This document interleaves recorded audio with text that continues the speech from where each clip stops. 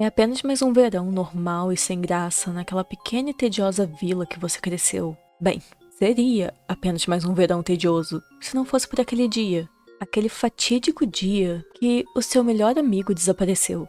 Toda a vila estava o procurando, mas você sentia que não era o bastante. Você sabia onde podia encontrá-lo, mas não podia contar pra ninguém.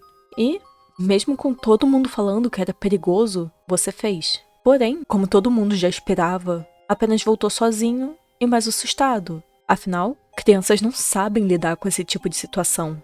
E por isso acabou hospitalizado. O lado positivo é que quando você acordou no hospital, descobriu que seu amigo havia voltado. Mas tinha alguma coisa diferente nele. Podia ter o mesmo rosto, a mesma voz e até as mesmas lembranças. Mas aquele não era o seu amigo. Você sabe que ele não existe mais na verdade. E assim só resta duas perguntas. Quem é essa coisa que tá do seu lado? E claro, ele confessou que já matou antes. Quanto tempo até ele fazer isso de novo? E hoje é dia de falar sobre o verão que Hikaru morreu.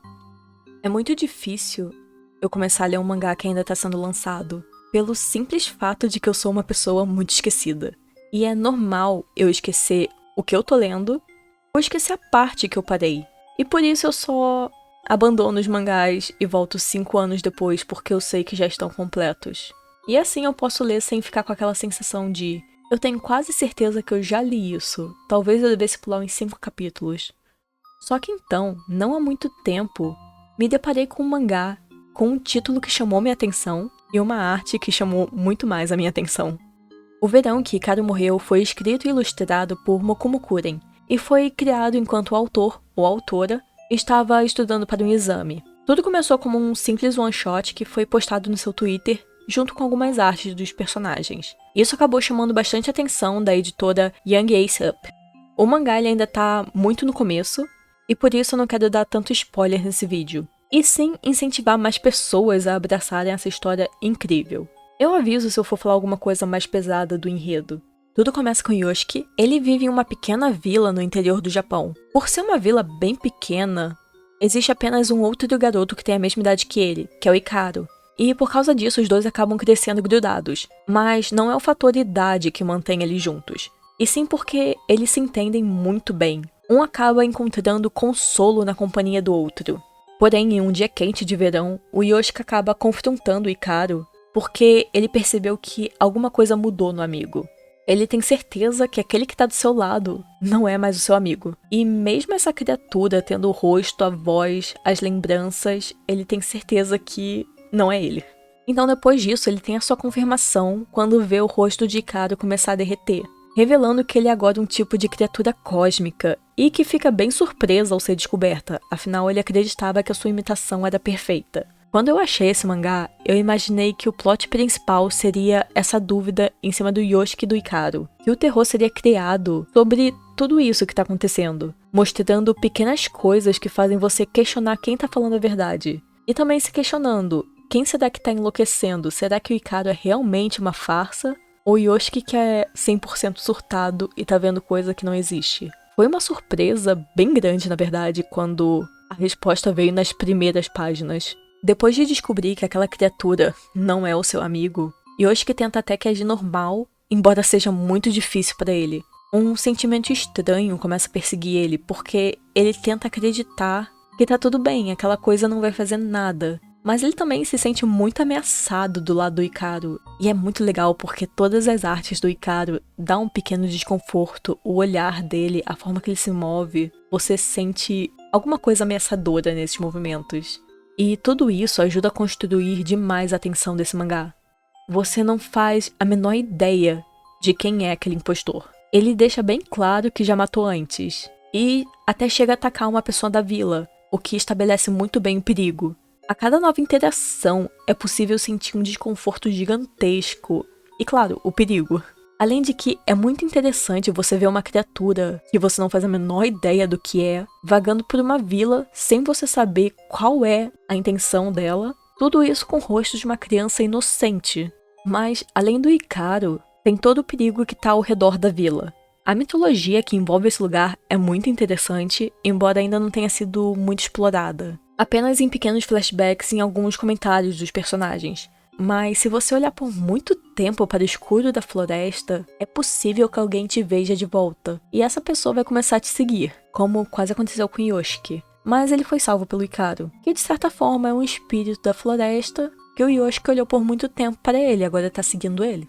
Mas também tem os relatos de outras pessoas que voltaram. Ninguém conta exatamente o que aconteceu até então, mas pela forma que a história é conduzida, você sabe que não é um final muito agradável. O caos que cerca essa vila é silencioso, e parece que ele tá focado todo em um único lugar, mas com algumas falas é possível perceber que o caos está espalhado em todos os lugares. Só que poucas pessoas têm noção disso, ou não estão prestando atenção o suficiente. Um detalhe que chamou muito a minha atenção é que em diversas páginas tem a onomatopeia de cigarra. E sim, eu sei que é porque tá no verão e é a época que as cigarras cantam. Mas elas aqui estão sendo usadas exatamente como em Evangelion ou em Higurashi.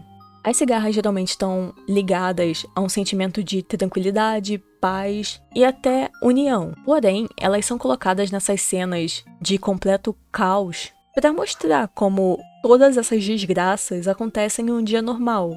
De um lado da cidade é apenas mais um dia de verão tranquilo, enquanto do outro está tendo uma rinha de robôs gigantes contra anjos.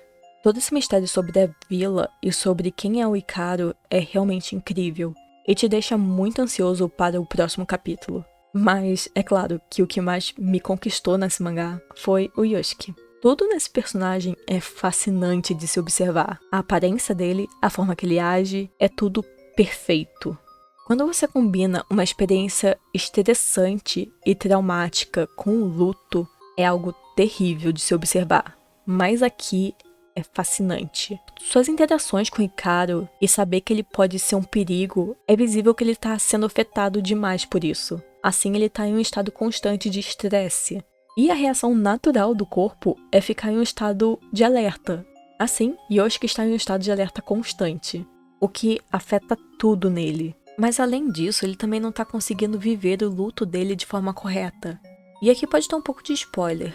Durante o verão, tem um dia que o Icaro desaparece. As pessoas da vila chegam a procurar por ele em toda parte, mas ninguém consegue encontrá-lo. Yoshiki fica inconformado com isso, e por isso ele vai atrás do amigo nas montanhas. E ele acaba o encontrando, mas foi a única pessoa da vila que viu o corpo do Icaro. Quando ele encontra o corpo do amigo nas montanhas, passa pela negação. Ele não queria acreditar que aquilo estava acontecendo, tanto que ele vai embora e pretendia não contar pra ninguém. Afinal, se ninguém viu, nunca aconteceu. Porém, quando ele volta pra casa, acaba hospitalizado, e quando acorda, ele descobre que seu amigo tá vivo. Não demora muito para ele perceber que aquilo é uma farsa, afinal ele viu o corpo. Mas ele aceita aquele impostor pra não ter que viver o luto. E também porque ele ainda tá em negação. É realmente bem mais fácil você aceitar que ele não morreu. O Yoshiki parece passar por todos os estágios do luto de uma forma confusa. Afinal, como você pode aceitar que alguém partiu se essa pessoa está do seu lado, conversando com você todos os dias? O mesmo rosto, a mesma voz, as mesmas lembranças, tudo exatamente igual. Ele tá substituindo o melhor amigo dele de uma forma tão fácil e horrível. É como se ele nunca tivesse gostado de verdade dele. Ele só precisa de alguma coisa ali pra cobrir o buraco do momento da dor. E isso me fez pensar bastante no assunto. Se você perde alguém que você ama, é mais fácil aceitar um clone ou simplesmente lidar com a dor do luto? Digo, parece completamente assustador saber que alguém aceitaria um clone seu, porque não seria você ali. Seria apenas uma coisa criada para parecer você, porque quem você é não existe mais. Você tá apenas servindo como um tapa-buraco, apenas para alguém se sentir bem. E agora eu tenho essa nova paranoia. Mas vamos voltar para a obra em vez de eu ficar falando da minha paranoia nova. Como eu disse, a forma que o Yoshiki tá agindo é muito fascinante. Passar por todos os estágios do luto de uma forma tão brusca. Mas sobre o Icaro. Ele é um mistério, mas as artes dele se desfazendo são simplesmente perfeitas. E o seu interior também é lindo. Me lembra um pouco as artes do Junji Ito, principalmente no mangá Fragmentos do Horror. E todo esse mistério combinado com uma criatura que está sendo afetada pelas memórias do Icaro é algo que me deixa muito curiosa e interessada para saber como vai terminar isso. Ao mesmo tempo que o Hikaru age de uma forma ameaçadora com algumas pessoas, e até com Yoshiki às vezes, ele também tem uma parte muito protetora. E quando ele descobriu as mensagens da mulher que estava ajudando Yoshiki na pesquisa dele, eu tive certeza que no próximo capítulo eu veria essa mulher espalhada pela vila.